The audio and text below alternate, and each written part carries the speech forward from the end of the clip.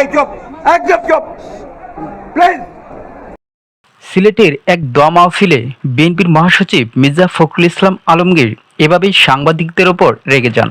গত সোমবার ৭ জুলাই দুপুরে সিলেটের এক কমিউনিটি সেন্টারে গণতন্ত্রের জন্য নিহত নেতাকর্মীদের স্মরণে এক দোয়া মাহফিলে বক্তব্য রাখার সময় সাংবাদিক ও নেতাকর্মীরা অনেক চিল্লাচিল্লি করতে থাকে। তিনি তাদেরকে থামানোর অনেক চেষ্টা করেন। তারা কথা যখন কেউ শুনে না তখন তিনি রেগে গিয়ে এভাবেই কথা বলেন। এই চুপ, একদম চুপ প্লিজ। তিনি বললেন, যদি বক্তা ও শ্রোতার মধ্যে চোখে চোখ রাখা না হয় তাহলে বক্তা বক্তব্য দিতে পারে না। এই বলে সবাইকে চুপ থাকতে বলেন।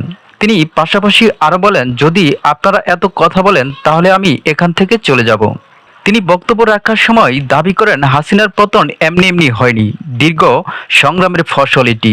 কিন্তু এখনো লড়াই শেষ হয়নি।